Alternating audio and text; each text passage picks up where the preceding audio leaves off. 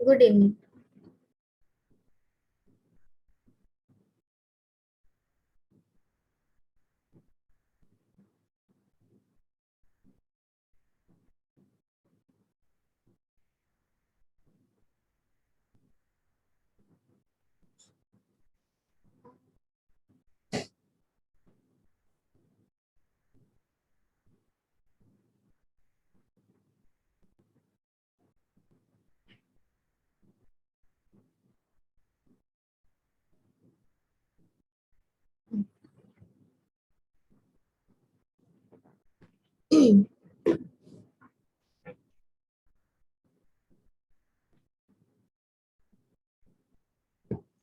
तो हमने कहाँ तक कर लिया था? Please anyone confirm that am I audible? Screen भी आपको शो हो रही है?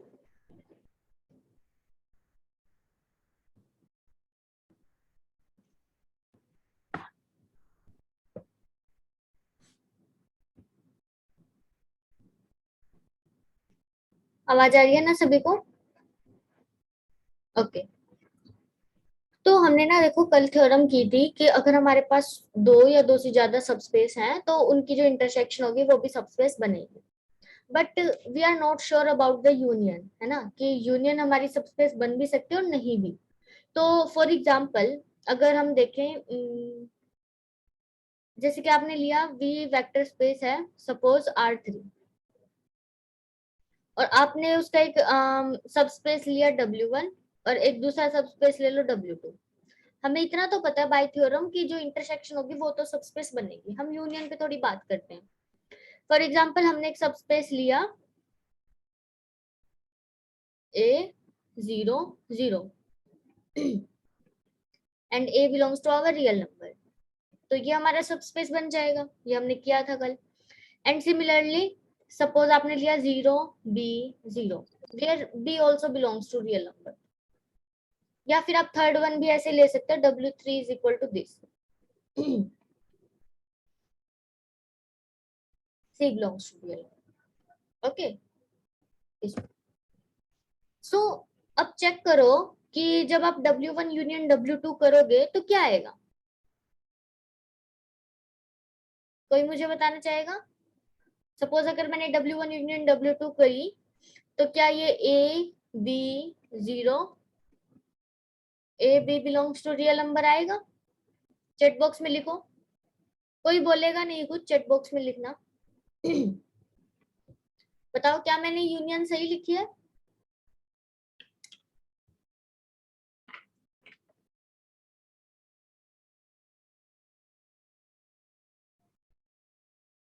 Anyone else?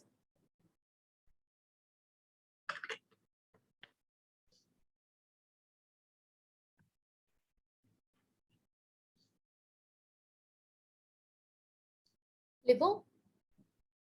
कृतिका और Ritika.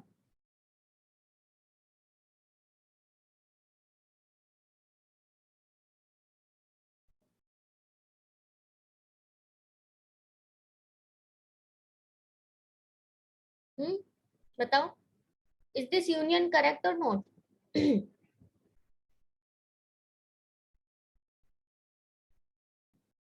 This is the sum of W1 and W2. This is not the union. So you have to be careful about this. That is, it is sum. Okay, not union. So union means क्या होता है कि जो W1 और जो W2 है उसके सारे एलिमेंट्स आने चाहिए। तो W1 union W2 is equal to, उसमें एक तो इस टाइप के एलिमेंट आएंगे और इस टाइप के एलिमेंट आएंगे।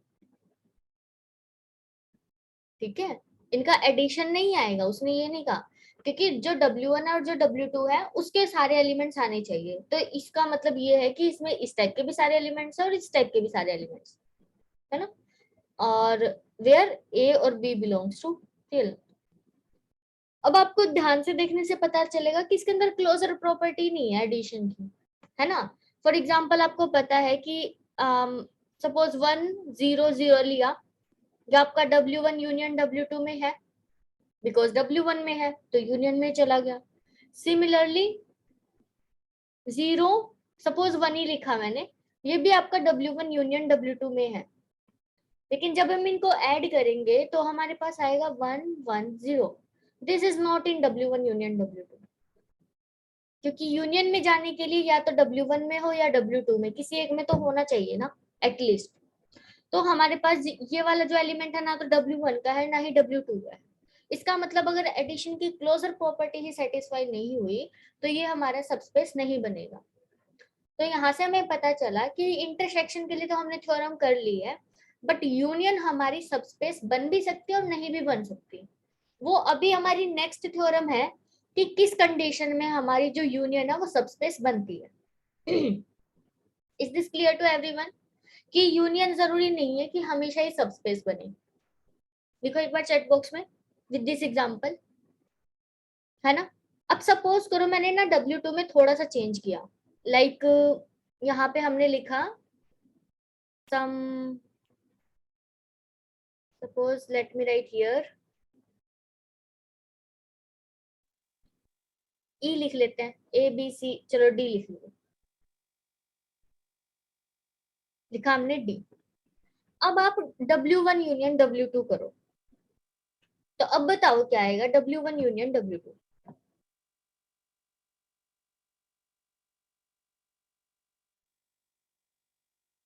इसका मतलब ये है कि A 0 0 टाइप के एलिमेंट आएंगे और D B 0 टाइप के एलिमेंट्स आएंगे, है ना। वेयर जो हमारा A है, D और B है वो सारे हमारे रियल नंबर्स हैं। मुझे एक बात बताओ, ये वाला एलिमेंट इस वाले एलिमेंट के अंदर तो होगा ही ना। अगर आपने B की वैल्यू 0 पुट कर दी तो आपका ये वाला पूरा सेट आ जाएगा जो हमारा W1 है। तो यू कैन से दैट कि जो W1 है वो हमारा सबसेट है W2 का, क्योंकि W2 में तो सिर्फ थर्ड एलिमेंट 0 होना चाहिए, फर्स्ट और second can be any real number, but in W2 में, सॉरी W1 में second and third should be 0, है ना। ये कंडीशन है। तो यहाँ से अगर हम देखें तो ये हमारा V है और ये हमारा W1 है और ये हमारा, सॉरी, ये हमारा W1 है रेड वन और blue one is W2 and this is V।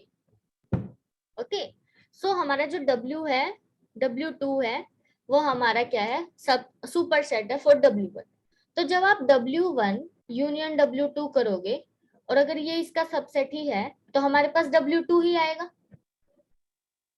और W2 सबस्पेस है। ये आप देख, आपको अगर वेरीफाई करना है तो आप वो सारी प्रॉपर्टी सेटिस्फाई करवा के भी दिखा सकते हो, या फिर हम सिंपली वो भी देख सकते हैं कि अगर हमने A और B बिलोंग्स टू W2 में से, सॉरी, फील्ड में से लिया,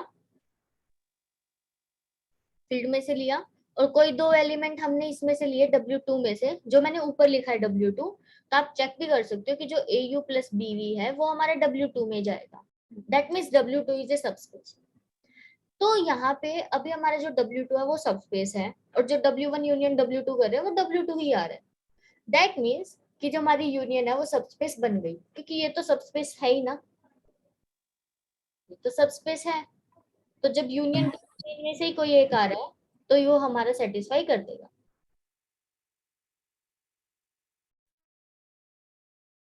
क्लियर। तो इस केस में बन रहा है सबस्पेस, ऊपर वाले केस में सबस्पेस नहीं बन रहा था। तो हमारे पास ऐसा कुछ नहीं है कि हमेशा ही यूनियन सबस्पेस बनेगा, कुछ कंडीशन होगी, अगर वो कंडीशन सेटिस्फाई हो जाएगी तो यूनियन सबस्पेस बनेगा, अदरवाइज नहीं बन सकता। क्लियर है ना एग्जांपल से। अब थ्योरम करते हैं फिर उससे अच्छे से और पता चलेगा कि कौन सी कंडीशन होनी चाहिए। लिखो एक बार check box.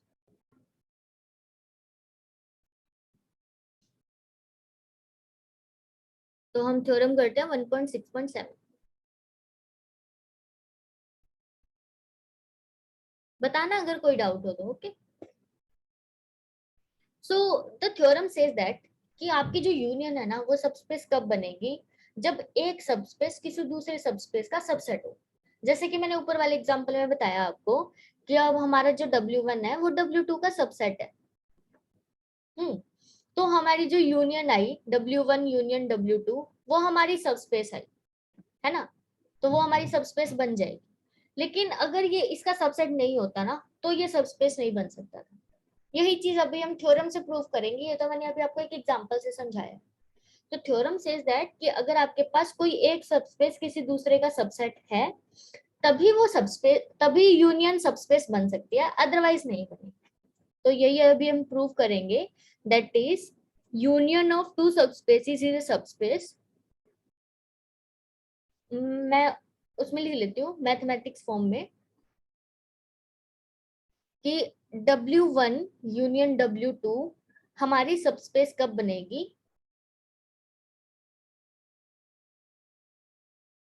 If and only if या तो W1 सबसेट हो W2 का या फिर W2 सबसेट हो W1 का, कोई एक किसी दूसरे का सबसेट होना चाहिए, तभी ये पॉसिबल है, अदरवाइज नहीं पॉसिबल। ठीक है, तो हमें इफ एंड ओनली इफ में प्रूफ करना है, तो हमें एक बार ये लेके चलेंगे तो ये प्रूफ करेंगे, और एक बार सबस्पेस लेके चलेंगे तो रिवर्स प्रूफ करना है कि at least one should be the subspace of another one. तो प्रूफ करते हैं, देखो। वन इज स्ट्रेट फॉरवर्ड कि सपोज करो इन दोनों में से कोई एक सेटिस्फाई हो रहा है, suppose W1 is the subset of W2, let us से। तो जब हम W1 यूनियन W2 करेंगे तो हमारा बड़ा सेट आएगा W2 which is a subspace. अब अगर ये हमारा सबस्पेस तो दे ही रखा है ना क्वेश्चन में, तो ये भी सबस्पेस हो गया फिर तो, क्योंकि ये इसके इक्वल आ रहा है। स्ट्रेट मतलब subspace one way is very straight forward, और सपोज करो या तो ये होगा या फिर ये होगा, W2 is a subset of W1। इस केस में भी हो गया कि हमारा जो W1 यूनियन W2 होगा वो हमारा W1 आ जाएगा, क्योंकि इस केस में W1 बड़ा है। बट हमारे क्वेश्चन में W1 और W2 तो दोनों ही सबस्पेस दे रखे हैं, तो यहाँ से ये अगर सबस्पेस है तो ये भी सबस्पेस बन गया। तो अगर इन दोनों में से कोई भी एक कंडीशन सेटिस्फाई हो रही है तो W1 यूनियन W2 तो सबस्पेस बन रहा है। Now we have to prove conversely that अगर हमारा जो W1 यूनियन W2 है वो अगर हमारा सबस्पेस है तो या तो W1 W2 का सबसेट हो या फिर W2 W1 का सबसेट हो। चलो प्रूव करते हैं।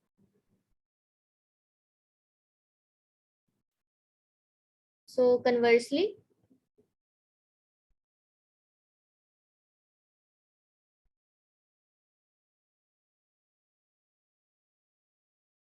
कन्वर्सली हम कॉन्ट्राडिक्शन से प्रूव कर सकते हैं कि सपोज करो ना तो W1 W2 का सबसेट है, ना ही W2 W1 का सबसेट है, और हम मान के चल रहे हैं कि W1 union W2 is the subspace.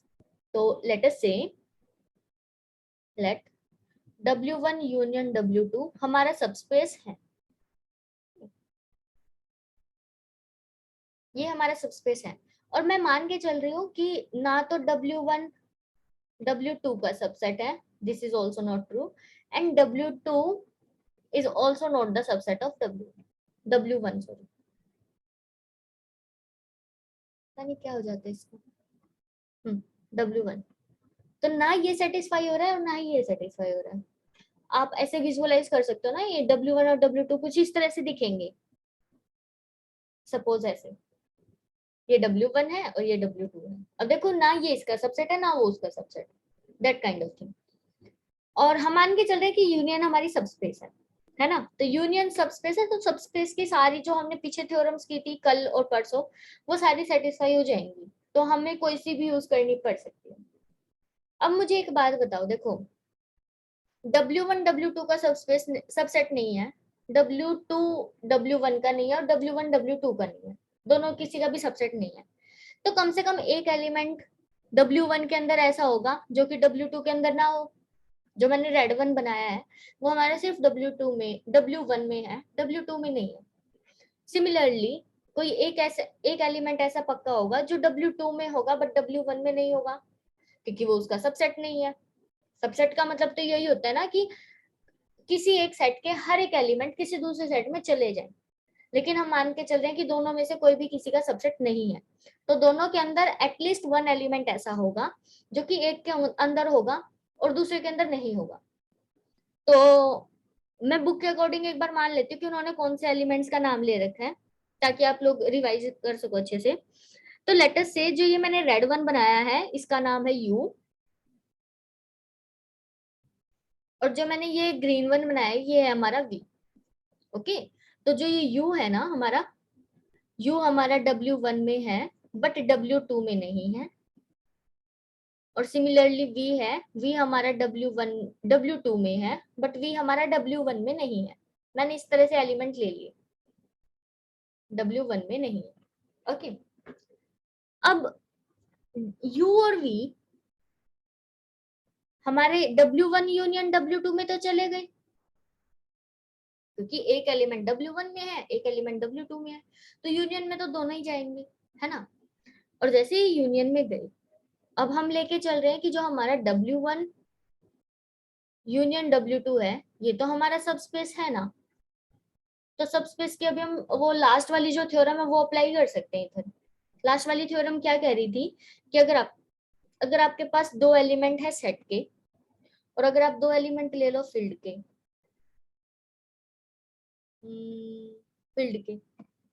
तो जब आप ए यू प्लस बी वी करोगे तो वो आपका किस में जाएगा, W1 यूनियन W2 में। जो हमने लास्ट थ्योरम की थी उसमें यही था ना कि अगर कोई भी चीज आपकी सबस्पेस बन रही है और उसके आप दो एलिमेंट्स ले रहे हो और दो एलिमेंट आप फील्ड के ले रहे हो, और अगर हम उनके स्केलर मल्टीप्लिकेशन करके ऐड करेंगे तो वो जो एलिमेंट है वो उसी सेट में जाएगा जिसको सबस्पेस प्रूव किया हमने। तो वही चीज मैंने यूज की, बिकॉज हम मान के चल रहे हैं कि जो ये W1 यूनियन W2 है ये हमारा सबस्पेस है। ओके, बाय द सबस्पेस की प्रॉपर्टीज। अब देखो जो ये ए यू प्लस बी वी है ना, ये हमारा W1 यूनियन W2 में है, तो या तो W1 में होगा या W2 में होगा, हो सकता है दोनों में भी हो, लेकिन एटलीस्ट वन में तो जाएगा, क्योंकि यूनियन में जा रहा है तो किसी एक में तो होना चाहिए ना। तो हम दोनों केस लेके देखते हैं अभी। अब देखो, suppose a you plus B v W1 में है, या फिर हो सकता है और a you plus B v हमारा W2 में हो, और हो सकता है दोनों में हो, है ना, ऐसा भी पॉसिबल है। तो किसी एक में तो होना चाहिए हमें ये तो। चलो अभी एक चीज देखो यहाँ से। Hmm in fact A you plus B V मत लो, simple scalar multiplication closure property भी ले सकते हो, उससे ज्यादा इजी रहेगा मेरे ख्याल से। वैसे तो ऐसे भी कर सकते हो। एक बार हम ना स्केलर वो लेते हैं, सिर्फ क्लोजर प्रॉपर्टी ऑफ एडिशन लेते हैं, और फिर मैं समझाऊंगी कि यहाँ पे अभी हम क्या कर सकते हैं, ठीक है। तो इस वाले पार्ट को हम थोड़ा स्किप करते हैं, इसमें चलते हैं। ये गया क्या, अरे चलो।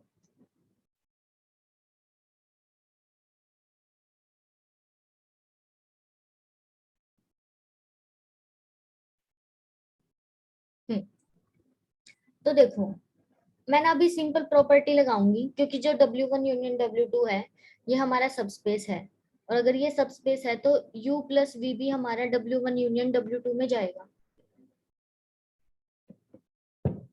है ना, क्योंकि सबस्पेस दे रखा है तो closure property of addition satisfy हो जाएगी। सिंपल रूल लगाओ।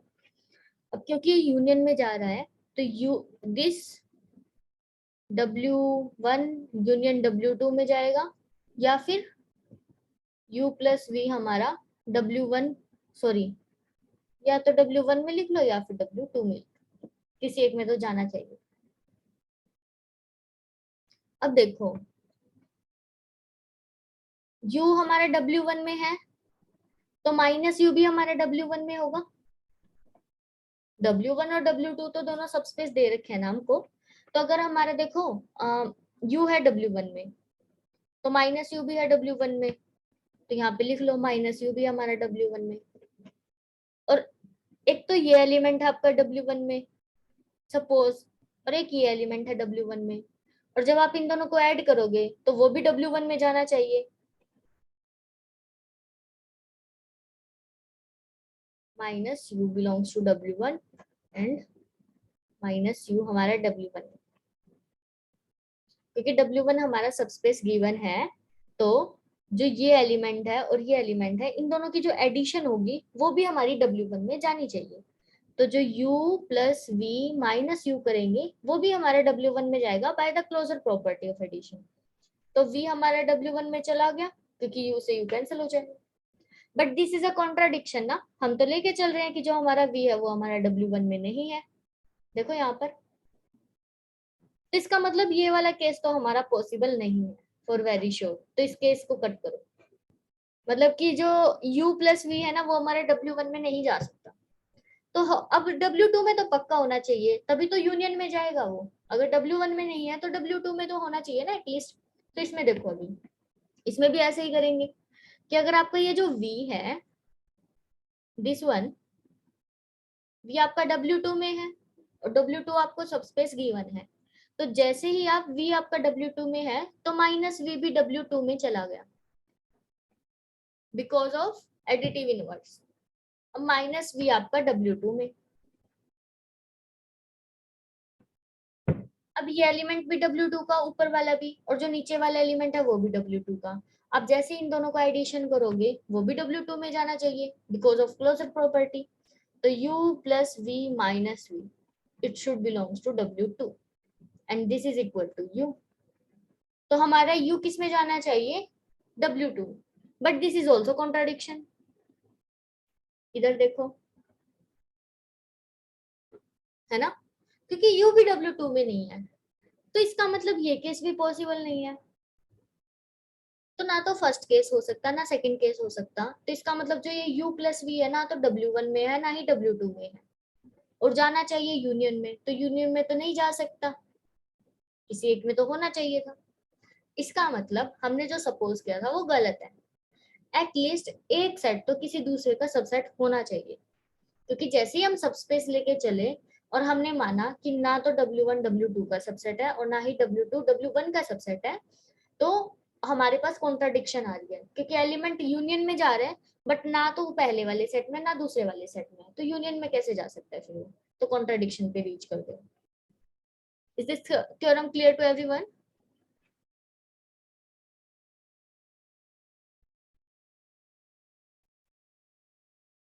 अभी आप इसको ऐसे भी कर सकते हो, इसमें कोई दिक्कत नहीं है, लेकिन ये थोड़ा लंबा हो जाएगा। देखो कैसे, क्योंकि ना अभी हमने क्या कहा यहाँ पे कि जो u है हमारा W1 में है, तो माइनस यू भी चलो W1 में हो गया, तो आप क्या करो, उसकी माइनस ए के साथ मल्टीप्लाई कर दो। तो जो माइनस ए इंटू यू होगा वो भी W1 में जाएगा। फिर आप इन दोनों को ऐड करो तो आपका जो बी वी हो गया वो आपका W1 में चला गया, है ना। और फिर आपको इससे डिवाइड, इसको डिवाइड करना पड़ेगा बाय बी, और ये भी लेट करना पड़ेगा कि जो ए और बी है वो दोनों नॉन जीरो नंबर है। पहली चीज तो ये लेट करना कि ए और बी हमने दोनों क्या लिए हैं, नॉन जीरो नंबर्स। और फिर आप क्या दिखाना कि स्केलर मल्टीप्लीकेशन वाली प्रॉपर्टी से हम दिखाएंगे कि जब हम इसकी 1/b से मल्टीप्लाई करेंगे तो वो भी हमारा W1 में जाएगा। तो यहाँ से क्या आएगा कि v बिलोंग्स टू W1। तो इतने पंगों में पढ़ने की जरूरत ही नहीं है कि पहले हम ए यू प्लस बी वी लेके चलेंगे और फिर बाद में हमको डिवाइड भी करना पड़ेगा उसी एलिमेंट से। जिस नंबर से आप पहले मल्टीप्लाई करो फिर डिवाइड करके वी ही तो दिखाना है। तो क्यों ना हम इससे ही कर दे डायरेक्ट कि u प्लस वी से, क्योंकि लास्ट में हमें दिखाना यही है कि u हमारा W1 में आएगा, which can leads to the contradiction, है ना। क्योंकि देखो ऊपर भी हमने यही दिखाया यहाँ पे कि v हमारा बिलोंग्स टू W1, तो यहाँ पे भी आपको v बिलोंग्स टू W1 दिखाने के लिए b से डिवाइड करना है। तो पहले आप a और b से मल्टीप्लाई कर रहे हो और फिर b से डिवाइड करो, तो आपका ये थोड़ा टाइम ज्यादा लग जाएगा। Otherwise you can do it, मतलब मुश्किल नहीं है, चलेगा ये भी ठीक है, बट ऊपर वाले से करोगे तो आपको थोड़ा आसानी रहेगी, प्रूफ इजीली वे में हो जाएगा। क्लियर है ना सभी को?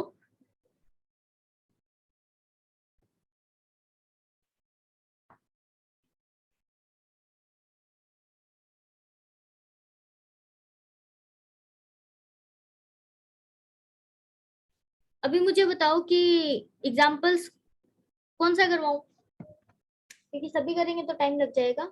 You can tell me that कि ये वाला एग्जाम्पल करा दीजिए तो I can do. Otherwise we can go to the another next exercise for the theorem or the definitions.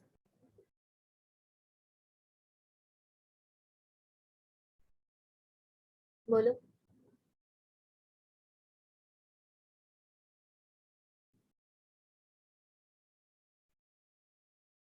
लिख दो एक बार चैट बॉक्स में जल्दी से, फिर हमें आगे चलना है।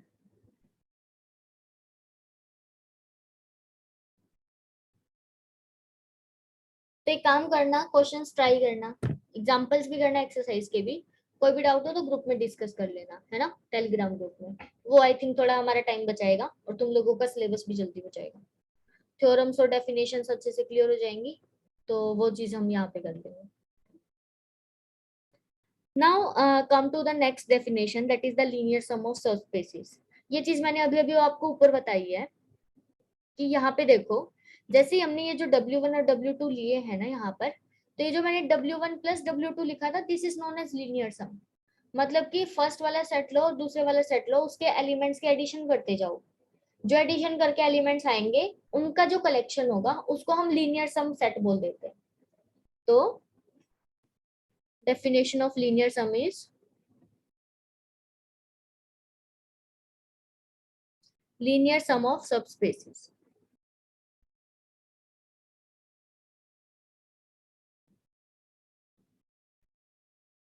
तो देखो अभी जैसे कि हमने ऊपर दो सबस्पेसेस लिए ना, एक आपने W1 लिया और एक आपने W2 लिया। ओके, तो जैसे ही हम W1 यूनियन W2 लिखेंगे, सॉरी प्लस, लीनियर सम की बात हो रही है, तो जैसे हम W1 प्लस W2 लिखेंगे, तो उसका मतलब क्या है कि उसके अंदर ऐसा एलिमेंट आएगा। सपोज मैंने कुछ भी लिया, एक एलिमेंट लो W1, स्मॉल W1 है, this is small W1 and plus this is small W2। मतलब कि एक एलिमेंट इसका आएगा और एक एलिमेंट इसका आएगा और उनको एडिशन कर करके लिखना है हमें। तो हम यहाँ पे लिख देंगे वेयर जो W1 है, स्मॉल W1 है, वो हमारा कैपिटल W1 में से आ रहा है, और जो स्मॉल W2 है वो हमारा W2 में से आ रहा है। ओके, तो इसको हम लीनियर सम बोल देते हैं। फॉर एग्जाम्पल जैसे अभी हमने लिया था, ये हमारा W1 हो गया और ये हमारा W2 हो गया, और ये है हमारा W1 प्लस W2। तो इसमें सपोज करो कि हमारे पास है A1, B1, C1, D1, इस टाइप के एलिमेंट्स, और यहाँ पे है A2, B2, C2, D2। तो यहाँ पे क्या आएगा, A1 plus A2, B1 plus B2, and not only these. ये मत सोचना कि ऐसे कुछ फर्स्ट की फर्स्ट से मल्टीप्लाई है, ये तो मैंने लिखे ही। साथ में क्या आएगा, A1 की इसके साथ तो एडिशन हुई, A1 की इसके साथ भी होगी, इसके साथ भी होगी, इसके साथ भी होगी, सबके साथ। देन इसी तरह से बी की वाले की, बी की A1 के साथ भी होगी, इसके साथ भी, इसके साथ भी और इसके साथ। तो हर एक एलिमेंट की हर एक एलिमेंट के साथ हम एडिशन करेंगे और फिर वो हमारा W1 यूनियन W2 हो जाएगा। एंड ऑब्वियसली यहाँ पे जीरो भी होगा ना, क्योंकि जीरो हमारे W1 में भी है और जीरो हमारे W2 में भी है, क्योंकि दोनों सब स्पेस है। तो जब हम जीरो प्लस जीरो करेंगे तो जीरो भी आएगा इधर। ओके, ये भी चीज ध्यान रखनी। तो ये हमारा हो गया। अब एक चीज बताओ, जो W1 यूनियन W2 है और एक W1 प्लस W2 है, दोनों में से कौन सा बड़ा सेट है? अभी अभी हमने ऊपर भी देखा था, एक हमारे पास प्लस सेट आया और एक हमारे पास यूनियन वाला है। तो क्या विजुअलाइज कर पा रहे हो कि कौन सा सेट बड़ा आएगा हमारा?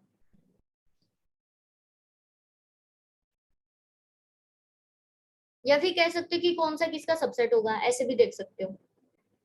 प्लस वाला, वेरी गुड। तो देखो ये कैसे है, क्योंकि हमारे पास है ना जो प्लस कर रहे हैं उसमें W1 और W2 के तो सारे एलिमेंट्स आएंगे ही आएंगे, और ऐड करके भी आ रहे हैं एक्स्ट्रा एलिमेंट्स, है ना। जैसे कि ये अभी हमने जो W1 W2 ऐसे लिखा है, W1 प्लस W2। अब आप इसमें A1 की जब आप जीरो से एडिशन करोगे तो A भी आएगा, क्योंकि A प्लस जीरो लिखोगे, फिर से A1। इसी तरह से B1 प्लस जीरो करोगे B1, C1 प्लस जीरो करोगे C1, D1 प्लस जीरो करोगे D1। सिमिलरली जब आप इसके जीरो की A2 के साथ एडिशन करोगे तो A2, B2, C2, D2, है ना। तो देखो W1 ये हमारा W1 है, ये हमारा W2 है, तो W1 यूनियन W2 तो इसके अंदर ही आ गया। एक्स्ट्रा एलिमेंट्स भी आ रहे हैं, कौन से, एक जीरो भी आ गया पूरा, है ना, जीरो भी हो गया। और इसी तरह से हमारे पास A1 प्लस A2 भी आ रहा है, B1 प्लस B2 भी आ रहा है, C1 प्लस C2 भी आ रहा है, कुछ एक्स्ट्रा एलिमेंट्स भी आ रहे हैं। तो सिमिलरली हमारे पास जब भी हमारे पास यूनियन होता है वो छोटा सेट होता है, क्योंकि जो W1 है वो भी हमारा पूरा जाएगा W1 प्लस W2 में, और जो W2 है वो भी हमारा सबसेट होता है इसका। तो यहाँ से हम कह सकते हैं कि जो यूनियन होती है वो हमेशा ही W1 प्लस W2 की सबसेट होती है। बट यू कांट से कि इट इज सबस्पेस, क्योंकि अभी अभी हमने देखा कि यूनियन जरूरी नहीं है हमेशा सबस्पेस बने, लेकिन आप ये कह सकते हैं कि यूनियन प्लस वाले की सबसेट होती है।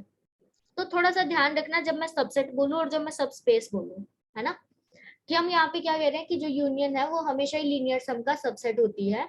बट सबस्पेस तब बन सकती है जब एक सेट किसी दूसरे सेट का सबसेट हो, जब ये W1 W2 का सबसेट हो, या फिर जब W1 है वो W1 का सबसेट हो, इस तरह से।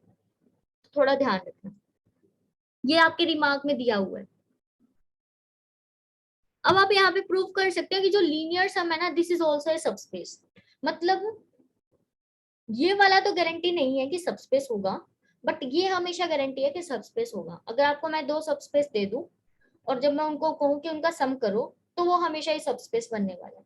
तो this is the next theorem, तो let's do it.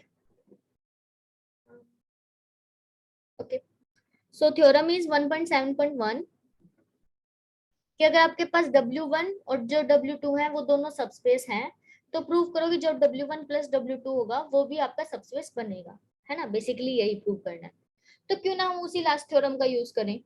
Last theorem का यूज करने के लिए हम क्या कर सकते हैं, मैंने बताया था कि आपको जिसको भी सबस्पेस प्रूव करना है ना, तो पहले तो दो एलिमेंट फील्ड के ले लो, और दो एलिमेंट आप उस सेट के ले लो जिसको आपको सबस्पेस प्रूव करना है। तो आपने इसमें से लिया, दो एलिमेंट लिए। Now what we have to prove is कि AU प्लस BV होगा, वो हमारा इसमें होगा। अगर आपने ये प्रूव कर दिया तो हो गया आपका सबस्पेस प्रूव। ओके, तो हम ये लेके चलेंगे दो एलिमेंट फील्ड के, दो एलिमेंट सेट के, और हमें ये प्रूव करना है कि AU plus BV also belongs to that set. थोड़ा ध्यान से देखो कि जो ये U है और जो V है वो हमारा इस सेट में से आ रहा है। तो इसका मतलब U को कुछ इस तरह से आप लिख सकते हैं। सपोज मैंने लिखा W1 प्लस W2, है ना, जो ये एलिमेंट होगा ये कैपिटल W1 का है और ये एलिमेंट होगा वो कैपिटल W2 का है, तभी तो वो सम में जा रहे हैं ना। सिमिलरली आप V को भी ऐसे लिख सकते हैं, कुछ लिख लो, कुछ भी नाम दे लो इसको। सपोज मैंने लिखा Y1 प्लस Y2, जो Y1 है वो हमारा W1 में है और जो Y2 है वो हमारा W2 में। अब देखो, अब हमें दिखाना है AU प्लस BV, तो आप लो AU प्लस BV। अब AU प्लस BV का कैसे लिखोगे, A into W1 plus W2, these are small W1 W2, and similarly plus B into Y1 plus Y। थोड़ा ओपन करके लिख दो इनको, that is A W1 plus B Y1 and plus A W2 plus B Y2। अब देखो, ये W1 का, ये भी W1 का, ये हमारे पास फील्ड का एलिमेंट, ये भी फील्ड का एलिमेंट। W1 हमें सबस्पेस गिवन है। अगर W1 सबस्पेस है, दो फील्ड के एलिमेंट, दो उसी सेट के एलिमेंट, जब हम लीनियर कॉम्बिनेशन करके ऐड करेंगे तो ये जो पूरा एलिमेंट है ये हमारा W1 में गया ना। And similarly for another one, ये हमारा जो W2 का है एलिमेंट और ये भी W2 का एलिमेंट है, और ये जो A और B है ये हमारे फील्ड के एलिमेंट है। तो बाय दैट लास्ट थ्योरम, वो जो लास्ट थ्योरम थी हमारी सबस्पेस वाली, ये जो पूरा एलिमेंट है वो भी हमारा W2 में बिलोंग कर गया। तो हमने जो ये AU प्लस BV है उसको हमने इस फॉर्म में लिख के दिखा दिया कि जो एक फर्स्ट एलिमेंट है, ये जो हमारी फर्स्ट दिख रही है आपको, ये हमारा W1 में है और ये वाला जो है ये हमारा W2 में। तो इसको हम ऐसे लिख सकते हैं ना कि जो ये AU प्लस BV है, this belongs to W1 plus W2, क्योंकि लीनियर सम की डेफिनेशन ही यही है कि एक एलिमेंट W1 का और एक एलिमेंट W2 का, उन दोनों का समेशन करेंगे तो वो W1 प्लस W2 में चला जाएगा। हमने उसी फॉर्म में लिख के दिखा दिया। तो इसका मतलब जो W1 प्लस W2 है, या फिर कह सकते हो कि जो लीनियर सम होता है वो ऑलवेज अ सबस्पेस होता है। Clear? Tell me, write in the chat box, is this clear to everyone? अच्छे से समझ आ रहा है ना? कहीं पे कोई भी डाउट हो तो बताना मुझे। हाँ, तो आई थिंक अभी 1 ही मिनट बची है, तो फिर वो बीच में इंटरप्ट हो जाता है ना, ऐसे अच्छा नहीं लगता। तो इतना कर लेना, बाकी का फिर हम कल करेंगे। उसके बाद है subspace generated by A set. तो एक तो ये थ्योरम हो गई, एक डायरेक्ट सम की थ्योरम है। I think that is it. हाँ, तो 2 थ्योरम करेंगे हम कल। फिर अगर टाइम बचा तो क्वेश्चंस कर लेंगे ना। तो ओके,